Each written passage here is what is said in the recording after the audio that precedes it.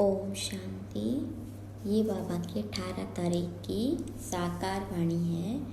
मीठे बच्चे, बाप की आश है, बच्चे पूरा पूरा नष्टो मोहा बने। जब पक्का वायदा करे बाबा आप हमारे हम आपके, तब सच्ची प्रीत जुटे। प्रश्न: रुद्र शिव बाबा द्वारा रचे हुए यज्ञ और मनुष्यों द्वारा रचे जा रहे यज्ञों में मुख्य क्या अंतर है? तो बाबा ने कहा, मनुष्य जो भी यज्ञ रचते उसमें जो तिल आदि स्वाहा करते वह मटेरियल यज्ञ है। बाबा ने जो यज्ञ रचा है वह अविनाशी ज्ञान यज्ञ है। इसमें सारी पुरानी दुनिया स्वाहा हो जाती है। दूसरा, वह यज्ञ थोड़े समय तक चलते। यह यज्ञ जब तक विनाश न हो तब तक चलता रहेगा। जब तुम बच्चे कर्मातीत अवस्था तक पहुँचेंगे तब यज्ञ की समाप्ति होगी। गीत है, निर्बल से लड़ाई बलवान की। ओम शांति। अभी यह बच्चे जानते हैं कि इनको पाठशाला भी कहेंगे और ज्ञान यज्ञ भी कहेंगे। पाठशाला के हिसाब से एम ऑब्जेक्ट तो जरूर चाहिए। अभी यह यज्ञ का यज्ञ भी है और पाठशाला भी है। यह रुद्र ज्ञान यज्ञ है। वे लोग इनकी कॉपी करते हैं, मटेरियल यज्ञ रचते हैं। उनमें जो तिल आदि की आहुति डालते हैं और दूसरा फिर बहुत बड़ा यज्ञ भी रचते हैं जहाँ चारों तरफ शास्त्रों को रखते हैं। बहुत बड़ी जमीन ले लेते हैं, फिर एक तरफ चावल, घी, आटा आदि सब रखते हैं और दूसरे तरफ शास्त्र भी सब रखते हैं।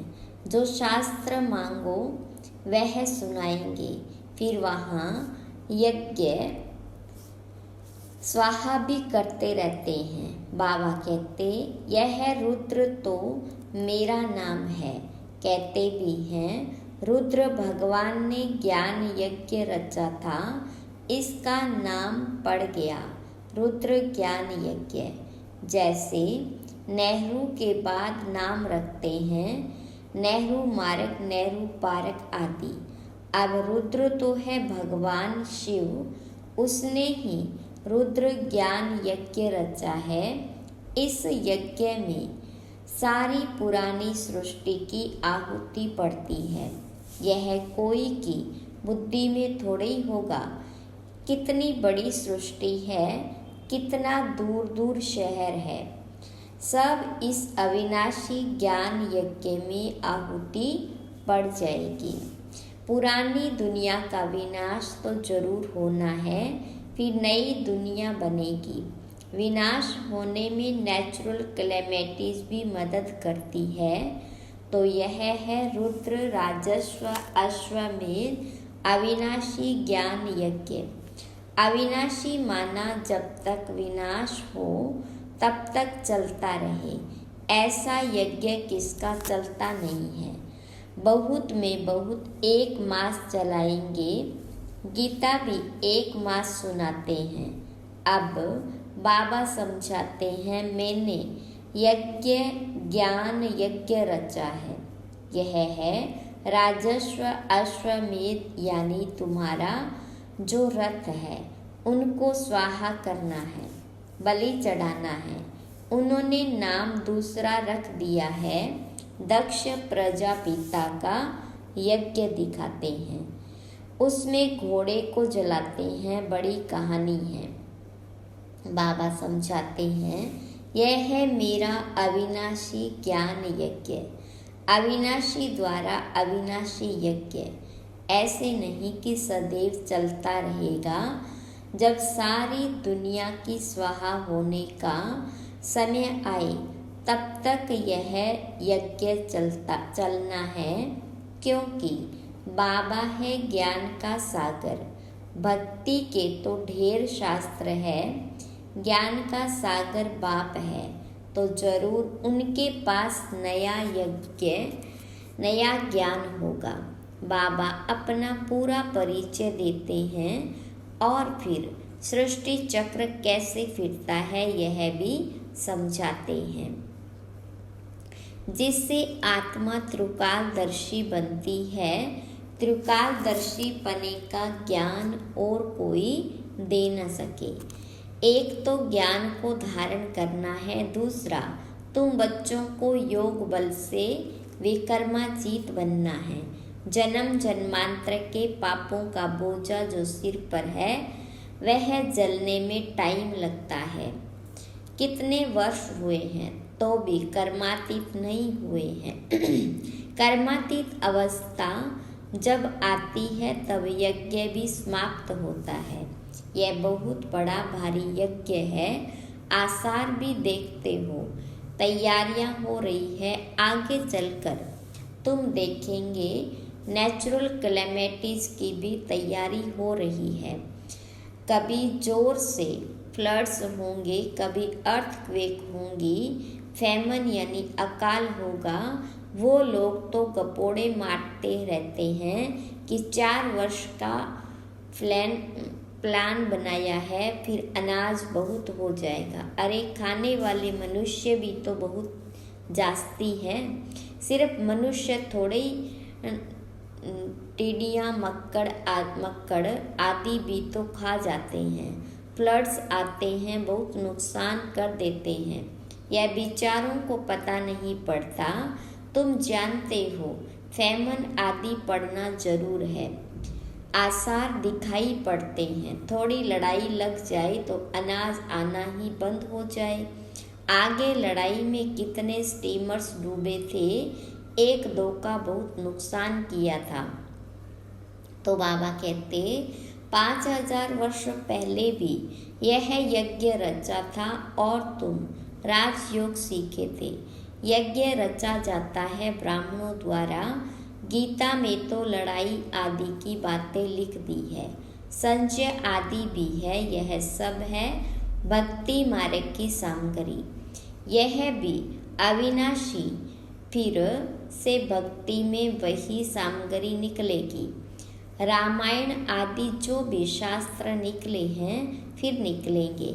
जिनों की राजधानी चली है, अंग्रेज आए, मुसलमान आए, यह सब होकर गए, फिर आएंगे, फिर भी पार्टीशन होगा। इन बातों को तुम जान सकते हो। तुम्हारे में भी नंबरवार है। कोई तो कुछ भी नहीं जानते, तो बाबा समझाते कितने यज्ञ रचते हैं, उन्हों को समझाना है। वास्तव में है अश्वमेध अविनाशी रुद्र ज्ञान यज्ञ, जो रुद्र शिव भगवान ने ही रचा था, श्री कृष्ण ने नहीं रचा। श्री कृष्ण का वही चित्र तो सतयुग में मिलेगा, फिर कभी मिल न सके, क्योंकि वह नाम रूप देश काल तो सब बदलता जाता है।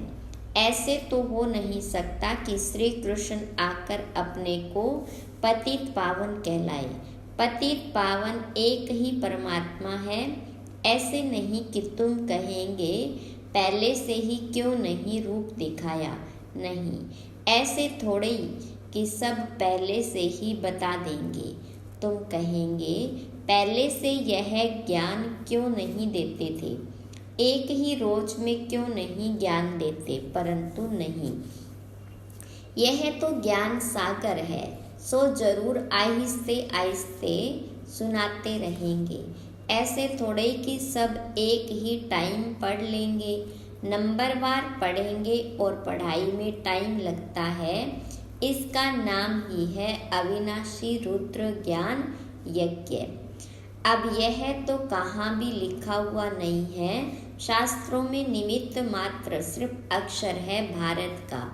प्राचीन सहज राजयोग। अच्छा, प्राचीन कब? शुरुआत में तो जरूर इस अविनाशी ज्ञान यज्ञ से ही स्वर्ग बनाया होगा। बाबा कहते हैं, मैं आता हूँ कल्प कल्प संगम युगे। उन्होंने भूल कर दी है, टाइम भी बदल दिया है, फिर सतयुग की आयु लाखों वर्ष लिख दी है, गपोड़े लगा दिए हैं। यह तो है 4 भाग, स्वास्तिका में भी 4 हिस्से कर देते हैं, ज्ञान और भक्ति।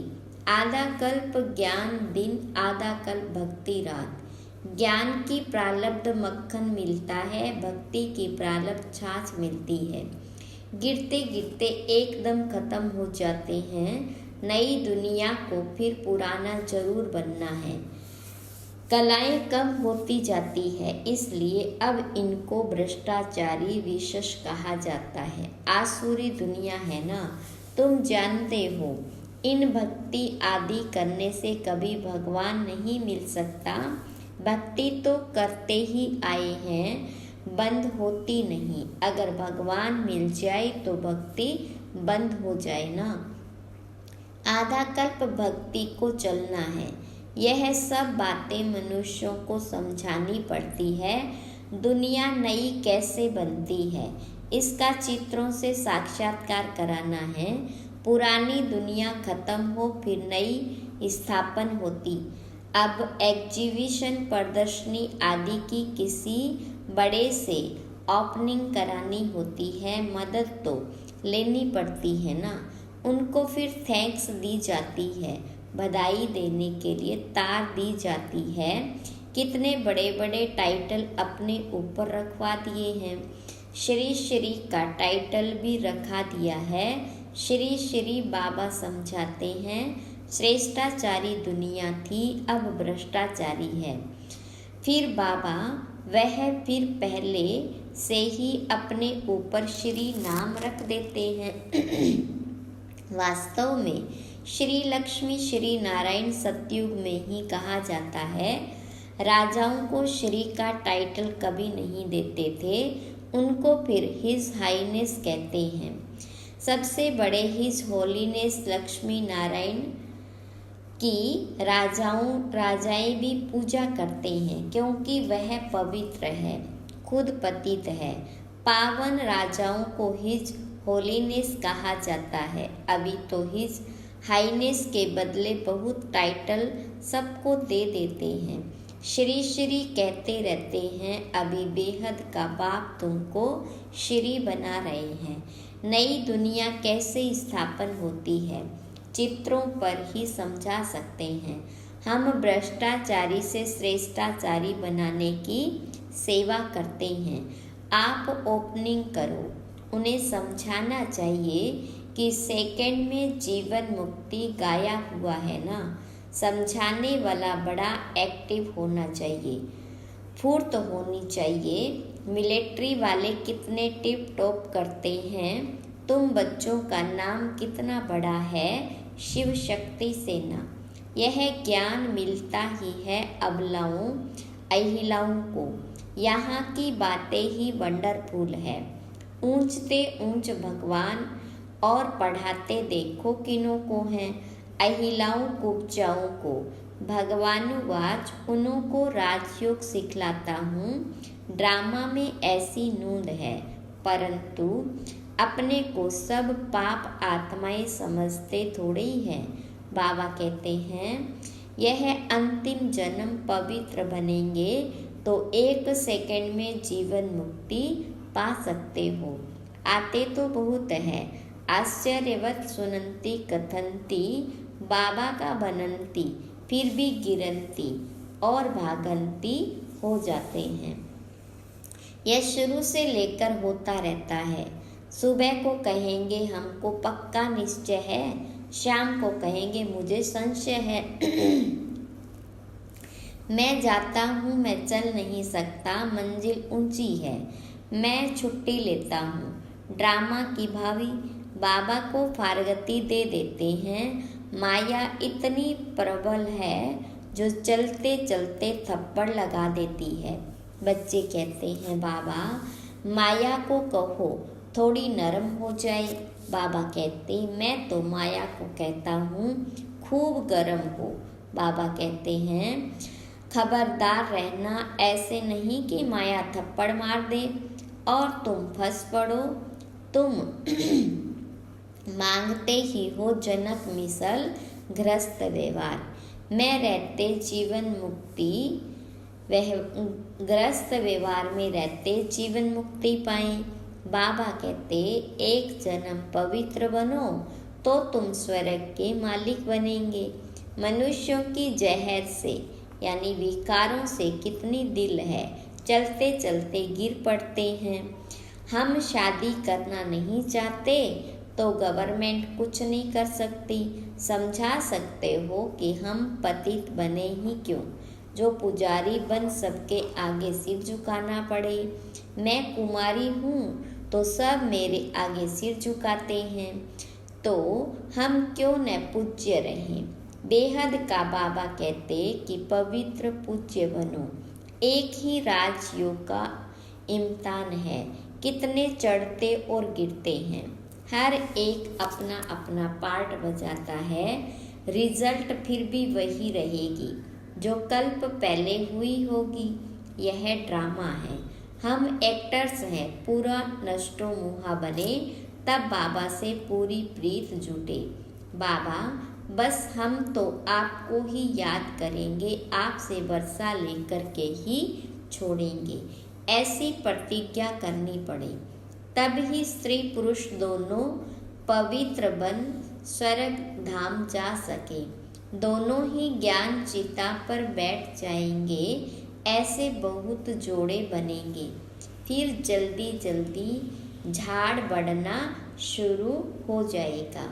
अच्छा, मीठे मीठे सीखी लदे बच्चों प्रति माता पिता बाप दादा का याद प्यार और गुड मॉर्निंग। रूहानी बाप की रूहानी बच्चों को नमस्ते।